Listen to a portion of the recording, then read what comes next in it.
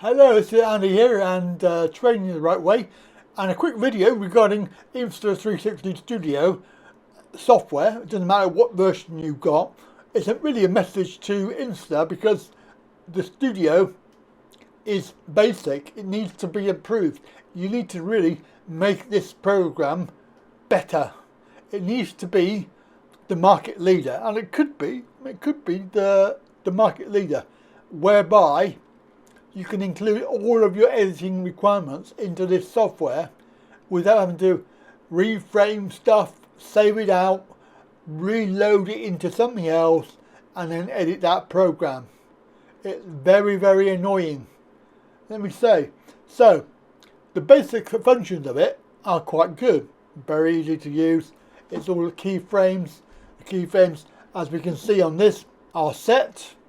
You can click on the keyframe, it will give you the view that you want to have, and also if you click on the line beforehand, you can set the transitions for that particular keyframe. Let me scroll back a little bit because let's go back to the beginning. So this is my video. I have zoomed it in slightly. When you run the video, the keyframe there, first keyframe, it changes the angles. And what I would really like to see, apart from multiple tracks, so I can put things in, other audio, other video, so I can put little logos up here and have text, things like that. You need another track or two or three, but there's only one track and it doesn't even show you the audio, so you don't know what the audio is. Unfortunately, this video, there was a problem with the audio recording, and it was recorded on one track only.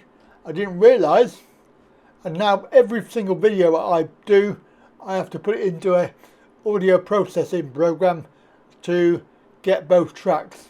It's very, very annoying. Now obviously if it showed it down here, the audio track, I would be able to see there was a problem. Now, so the button here I would like to see is left, right, front and back, so that when you turn, so instead of either typing in the number, which you can do, so 180, you can do it manually. Obviously from where it's facing forward to facing me, that's 180 turn. If you look at the clock, it's facing 12 o'clock, and when I want it to face 6 o'clock. So you could in fact have 4 buttons here, front, back, left, right, and what it would do is change the angle, because we all know what angles are. So if you look at this, is it 235? I don't know if it's 232. No, it's a little bit more than that, isn't it? It's 180 plus 90, 190, 235. Oh, it is right, 235. Facing, that would actually be 3 o'clock, because it's facing 12, so it would be 3 o'clock. So what I'm trying to say is, instead of having to scroll around like that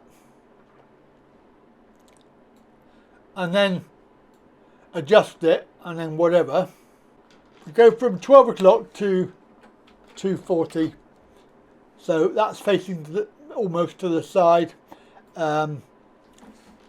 Let's do 90, so that's to the other side. That would be, technically that would be 9 o'clock, wouldn't it? 9 o'clock, because 12 o'clock is in front. So what you need is buttons here assigned to the degrees that you want to make it easier to turn. Now also, if I turn, you can see what happens is the up and down changes as well. Now I don't want that sometimes to change. So what I end up doing is having to go narrow, wide. Even that one, that when I moved it, it changed. Because it's very difficult to keep it on the level when you're spinning around like that. There you go. I managed to do it that time. But it's obviously 2 clicks more to reset. So what I would technically like is for that to be locked. Now if it was locked and you moved it round, let's say we move this round to 90. Let's assume that I did that manually and this one was locked. Then changing that angle, the tilt angle, I could do that by manually doing it. So keeping it locked when you turn, and that would not move, but it would move if I then moved it manually. Yeah, this is what I think would be a good thing. Distortion control, I've never used that, and some people will. But this one here, the FOV, relies on these particular functions here. So I think that if you're on natural view, this should be locked too. Or you should have a option for a button, maybe, to click it. So instead of having instead of doing 2 clicks, there's only 1.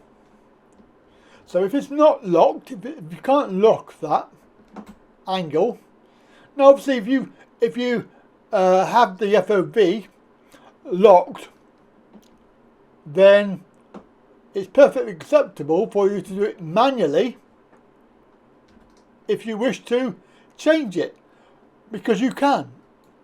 So obviously if you click on that, it changes the FOV.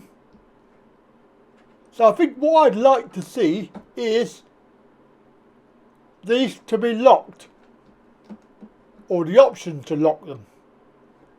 And then obviously if I want to change it, so I want to spin round,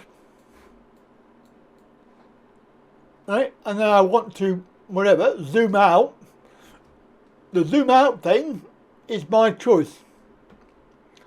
But at the moment I have no choice. When I move it, everything else moves. It's very, very annoying. So there we go. That is just a couple of suggestions that I would like to see. The other thing that I would like to see is on the keyframe. Sorry, not the keyframe. Transition. So when you click on the line, this box comes up. I would like to see a default here, so I can set a default. So I would prefer to have no transition, and that gives me a cut transition. So I'll show you that in a moment, but we can see if I just zoom up here. Right, so that was a normal transition. That was a movement transition. We'll have a look at that. So if you click on the line, that's the transition that you've got. Right, okay, that was select by default. Now what I actually want to be able to do, you'll see a cut here, it's coming up. That's a zoom and zoom out. This is a tiny planet. Again, I think there should be an option here for Tiny Planet that you can click a button and it will do a 360-degree turn, left or right. because that was manually done. Okay, now let me show you another cut. Right, so we've got a keyframe.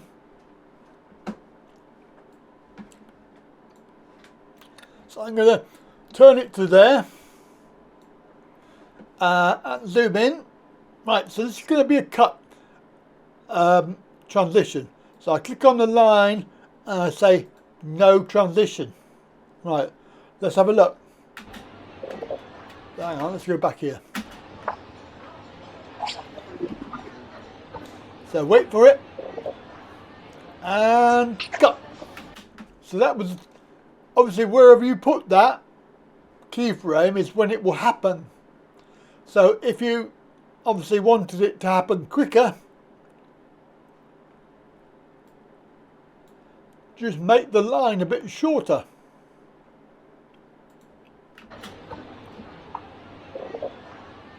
Boom. You see what I'm saying? So yeah, I think I would like keyframes to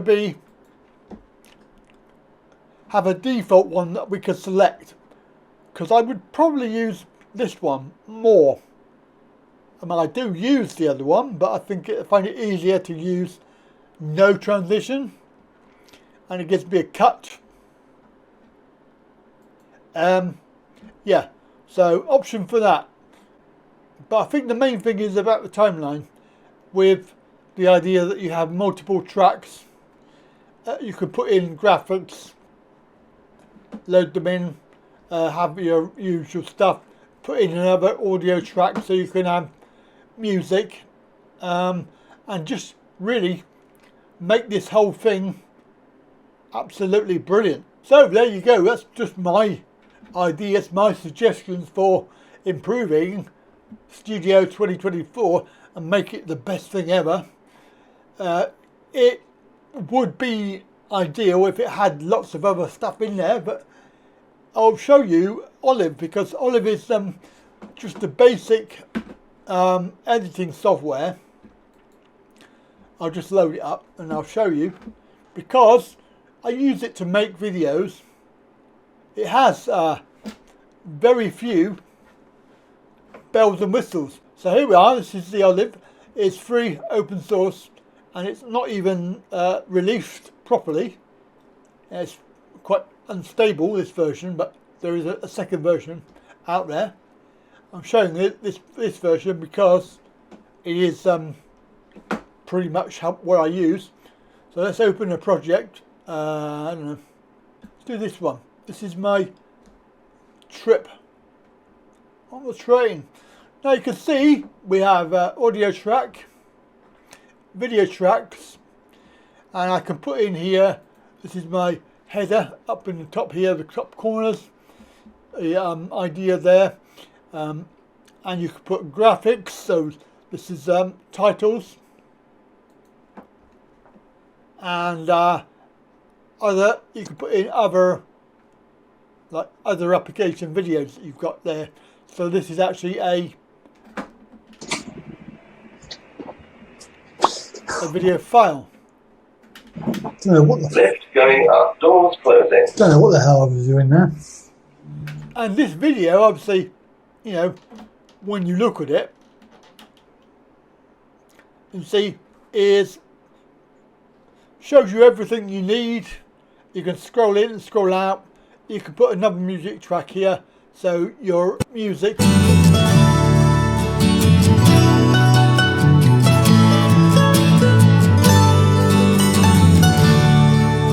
And all in all, it's pretty good stuff. You know, you've got all these other effects here, audio visual, which are useful, and I would recommend that they are included in the studio. Even if it was just this basic concept within Studio, and you can load your 3D video and do keyframing, because you can do keyframing with this as well. Like, for example, keyframing these buttons here, and then you can set your keyframes for your video and move things around. It's all very simple. So yeah, I really like this because it's basic, it's easy to use, and you can knock out a video in no time whatsoever. So yeah, I hope you find that useful, and of course can incorporate some of what I said, because I think Studio could be, well, it could be better than all the other software out there. Right, that's it from me. Very good day, and I'll catch you later.